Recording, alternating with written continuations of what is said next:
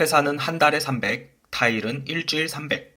네, 안녕하세요. 월천타일입니다. 오늘은 구독자분들께서 자주 물어보시는 질문 중 하나인 사업자 등록을 할 때 간이로 해야 되는지 아니면 일반 과세로 해야 되는지 질문을 많이 하시는데요. 제가 앞으로 알려드릴 비교 분석에는 어디까지나 제가 임의로 정한 매출과 매입이고요. 본인의 사업 환경 및 세금은 다를 수 있다는 점 기억하셔야 됩니다. 제가 세무사는 아니니까요. 이럴 것이다 라고 확신하시지는 마시고요. 저도 머리가 아파서 이런 거는 세무사한테 맡기거든요. 그래도 궁금해 하시니까 한번 알아보도록 하겠습니다. 일단 간이과세와 일반과세가 어떻게 차이가 나는지부터 알아야 하겠죠. 결론부터 말씀드리자면 간이과세가 절대적으로 유리합니다. 타일 수리는 초기에 장비 및 트럭을 사고 나면 크게 나가는 매입이 거의 없다고 봐도 무방합니다.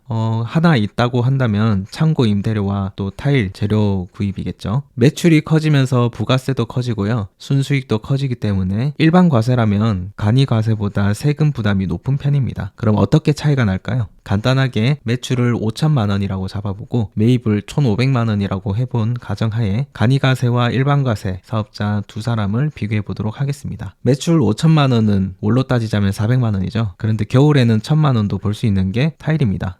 그래서 매출 5천만 원을 제가 생각하기엔 크게 잡은 건 아니고요. 일반적으로 타일 수리를 하시는 분들은 누구나 벌 수 있는 금액이라고 생각을 합니다. 매입 1,500만 원은 1년 중에 장비 및 소모품료로 100만 원, 그리고 창고 임대비 600만 원, 타일 구입비 500만 원, 폐기물 처리 또 기타 금액을 300만 원이라고 적었는데요. 이거는 맥시멈이 아니고 미니멈이라고 생각합니다. 이 정도는 대략 한 1,500만 원 정도는 나가야 매출을 5천만 원 정도는 벌 수 있다라고 생각을 합니다. 물론 개개인마다 다를 수 있다는 점 기억하셔야 되고요. 그럼 이제 간이과세의 부가세를 한번 알아보도록 하겠습니다. 건설업종의 부가율은 30%로 정해져 있는데요. 부가율은 쉽게 말해서 건설업의 평균 마진을 말합니다. 이 평균 마진을 30%로 보겠다는 의미인데요. 따라서 5천만 원 중에 1,500만 원을 당신이 벌어들인 순수익으로 볼 테니까 거기에 10%의 부가세만 부여해라. 이렇게 생각하시면 되겠습니다. 그렇게 적용해서 나오는 부가세가 매출 5천만 원에서 30% 부가율을 그리고 10% 부가세율을 곱한 150만 원이 됩니다. 5천만 원에서 30% 하면 1,500만 원이고요. 1,500만 원에서 부가세 10%를 하면 150만 원이 되겠죠. 근데 만약 간이사업자의 매출이 4,800만 원 이하라고 한다면요. 부가세가 면제됩니다. 이거 기억하시면 간이과세가 엄청 유리하다는 걸 알 수 있겠죠. 이제 일반과세 부가세를 알아보겠습니다. 일반과세는 부가율이 아니라 이제 매출과 매입 자체만 보는데요. 매출 부가세가 5천만 원에서 10%를 적용한 500만 원을 내야 하는 거고요. 매입 부가세는 1,500만 원에서 10%인 150만 원을 돌려준다는 뜻입니다. 따라서 500만 원 마이너스 150만 원을 하면 우리가 내야 하는 즉 일반 과세가 내야 하는 부가세는 500만 원에서 150만 원을 뺀 350만 원이 됩니다. 간이 과세 같은 경우에는 얼마였죠? 150만 원밖에 안 됐었죠. 근데 일반 과세가 내야 하는 돈은 350만 원이 되는 겁니다. 일반 과세가 훨씬 간이과세보다 세금을 많이 내는 거라고 볼 수 있겠죠. 이제 종합소득세를 한번 생각해 보도록 하겠습니다. 간이과세 종합세를 먼저 한번 알아볼까요? 건설업으로 들어가기 때문에 단순 경비율을 30%로 적용받습니다. 단순 경비율은 간단하게 말하자면 매출의 30%를 당신이 매출을 일으키기 위해 매입을 한 금액이라고 가정하겠다. 이렇게 말한 것이라고 볼 수 있겠습니다. 즉 5천만 원의 30%인 1,500만 원을 당신의 매입으로 보겠다고 나라에서 이미 결정을 한 거죠. 그래서 우리가 실제 매입이 2천만 원이든 3천만 원이든 크게 중요하지 않습니다. 그러면 순수익은 5천만 원에서 1,500만 원을 뺀 3,500만 원이 되겠죠. 이 3,500만 원을 과세 표준이라고 부르는데요. 세금을 부과하기 위해 당신의 순수익 기준입니다. 라는 뜻으로 보면 되겠습니다. 이 순수익으로 종합소득세를 계산하게 되고요. 3,500만 원은 종합소득세율을 보면 여기 두 번째 줄에 들어가겠죠. 3,500만 원 이하이기 때문에 세율은 15%를 적용받고요. 누진 공제액은 126만 원이라고 나옵니다. 그렇게 되면 3,500만 원에서 15%를 곱하고요. 여기에서 누진 공제액인 126만 원을 빼주면 종합소득세가 나옵니다. 계산해보니까 총 399만 원이더라고요. 대략 400만 원 정도가 종합소득세라고 볼 수 있겠죠. 이제 일반과세 종합소득세를 알아볼까요? 일반과세 종합소득세는 매출에서 매입을 뺀 금액이 순수익이 됩니다. 단순하죠. 그래서 5천만 원 마이너스 1,500만 원을 하면 순수익은 3,500만 원이 됩니다. 아까 3,500만 원은 어디였죠? 똑같이 두 번째였죠. 세율을 15% 적용받고요. 누진 공제액도 똑같습니다.